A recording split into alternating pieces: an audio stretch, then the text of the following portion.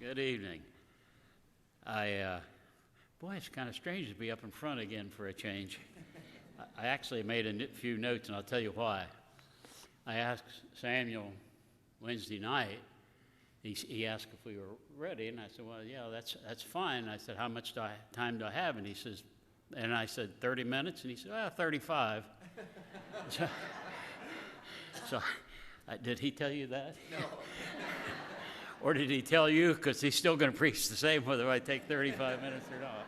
At any rate, I will try to be concise. My story's long because I'm old, I guess. No. I'm like a friend of mine who said when he was young he had a drug problem. He said every Sunday morning and every midweek service they drug him to church. My dad didn't go to church much when he was young, but I have a brother and 3 sisters, and she made sure we were always there. It was a little country church, and a lot of you have heard the story. One reason I was anxious to go to church, because this lovely lady right here was there. We were 5 months, some of you don't know, most of you do probably. We were 5 months difference in age, and I was in love with her forever. I mean, seriously, when I learned to print when I was about 4, and every once in a while I'd write a little note and say, "I love you, do you love me?" And sometimes she responded and said yes, and I was a little kid, I was just thrilled. Sometimes she didn't respond at all, and I wanted to cry. But I was 8 years old, I went to church camp, and invited my cousin to go with me because his family didn't go to church at all. And I remember, maybe someone said something to me ahead of time, but we got there, and one evening they gave an invitation, because I was concerned about my cousin, and I said, "You want to go forward?" And we did. Neither one of us, we just went up there, and we didn't know what we were doing, and it was never really explained. And I came back home after camp, and all I said to my mom says, "I went forward." She said, "Oh," and of course she was all excited. What she didn't know is all I did is get a little exercise walking down the aisle. So from then on, they just assumed I was saved. The pastor would call on me to give a testimony, and I kept having these doubts, and I wasn't about to tell anybody. I was just, because they just thought that's what it was. And but I asked God a lot of times to save me, and I just couldn't understand why I couldn't feel different. And I never went to anybody for years to say, "Will you help me?" I just, because I was whatever.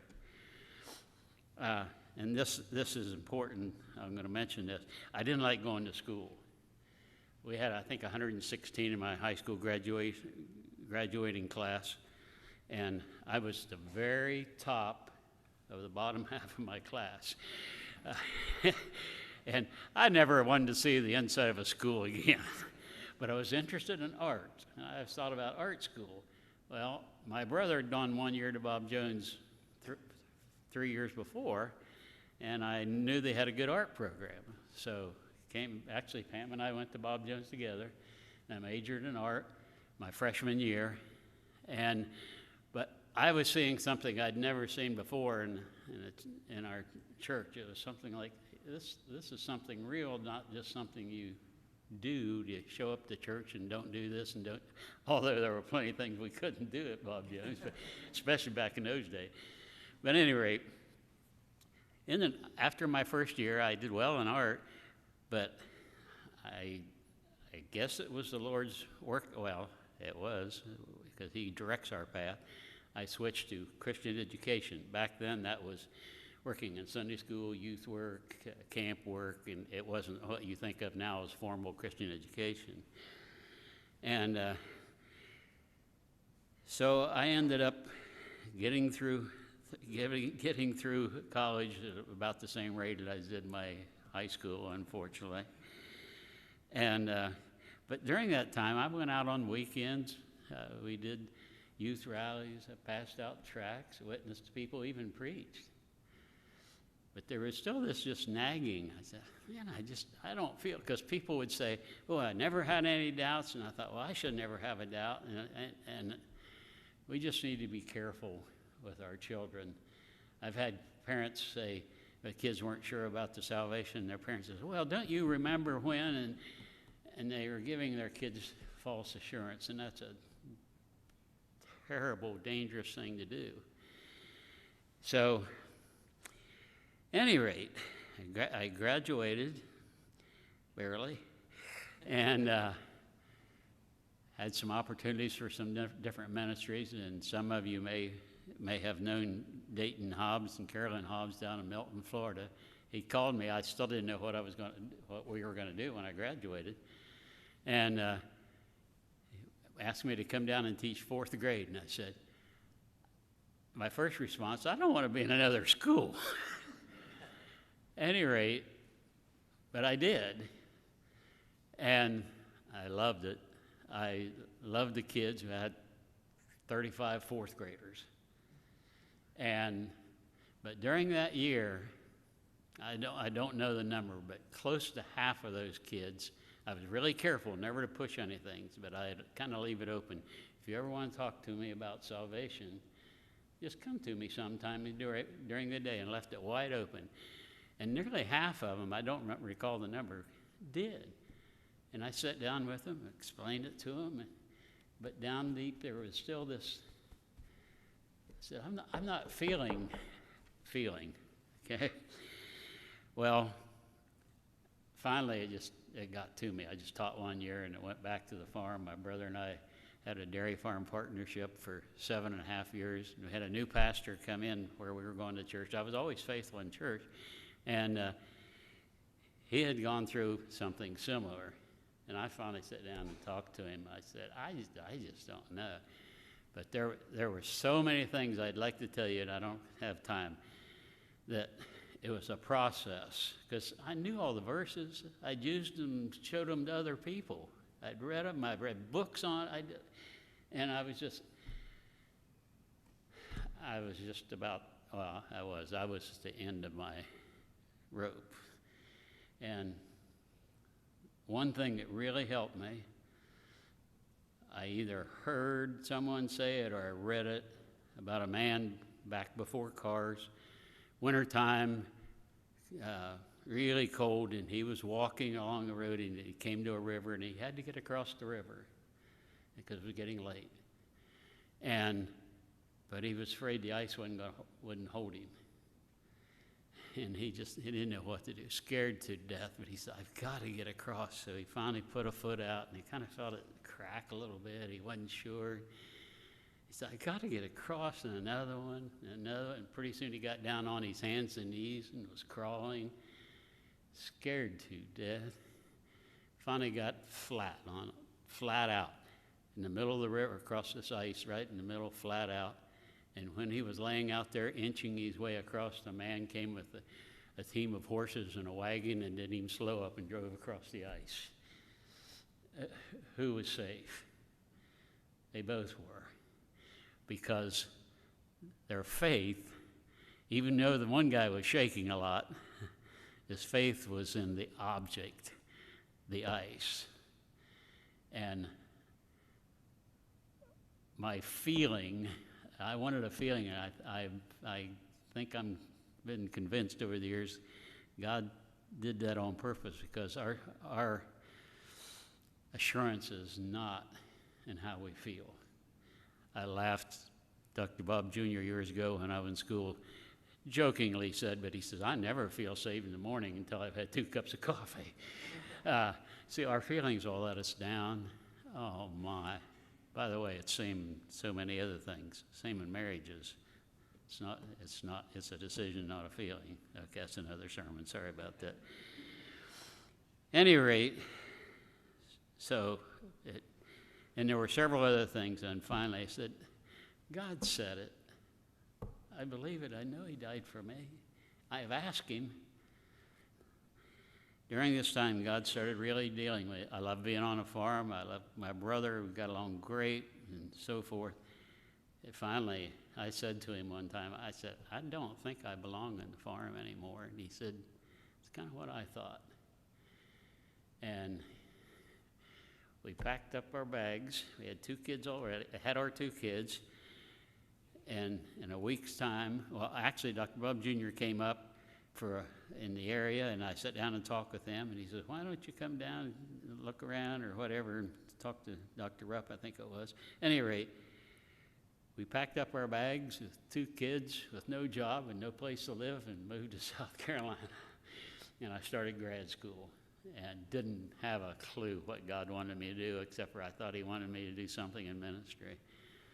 And there's more to the story that I'm not going to bother telling you, but I eventually, the pastor where we were several years contacted me, said, would you come up and teach for a year and be athletic director with the understanding of becoming the principal of the school the next year? And I said, I taught 1 year without an education background, and you're asking me to do that. And my wife was on staff at Bob Jones, and I said, well, we're not even going to pray about it because she has a 2-year contract, and we're not going to break a contract. I said, we'll go ask them. And sure enough, what she was on was such a high, important job that they said, we just can't, and that's fine. So the next year, he called me and said, would you come up this next year and just be principal? And I said, what? So I went up to visit, and I was there for a day or so, and I said, I don't know anything, but I know more than what's going on here. And 34 years later, and Pam was the office manager and so forth. So I retired from the school, and I just turned 65, and I do chalk drawings, chalk talks, and I was doing a bunch of them for about a year and a half. I did about 70 of them, a bunch of churches. Did a whole week's meeting one time, and I thought, well, this is what I'm going to be doing. I love doing, back to my art.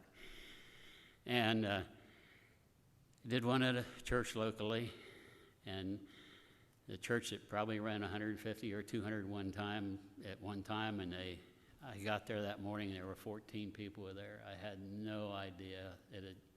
It was real close to our house, and it had been a good church. And so I did it that morning, and then they said, could you come back and preach? We don't have a pastor. And so I did, and then they said, can you come back next week? And then they said, well, can you come back next week? Can you come back next week? And after 3 weeks, they said, will you just keep coming back? And I said, how long? And they said, as long as you'll keep coming back. And after, I think, 2-3 months after the service, they said, we had a meeting last week. Will you just be our pastor? And they said my face turned white because I hadn't thought about pastoring. God has a sense of humor. I didn't ever want to be in school, and he kept me in school for years and years and years. I never wanted to get up in front of people, I'm telling you. And then here I was. And I said, well, we'll pray about it. And we did. And some of you know this. We filled in for 9 years, 8 months.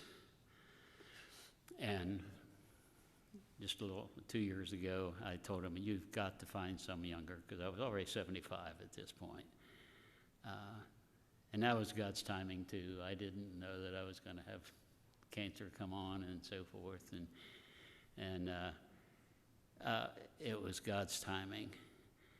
So we packed up our stuff, and with the help of all Sherry and Andy's kids, and moved to South Carolina. And that's how we got here, and we're so thankful. We assumed when we moved down here we had enough contact that this would be the church that we would come to. We visited several, but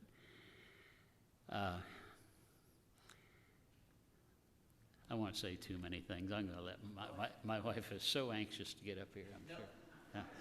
Say whatever you want to say. No. I'm serious. No, I've just little did I know,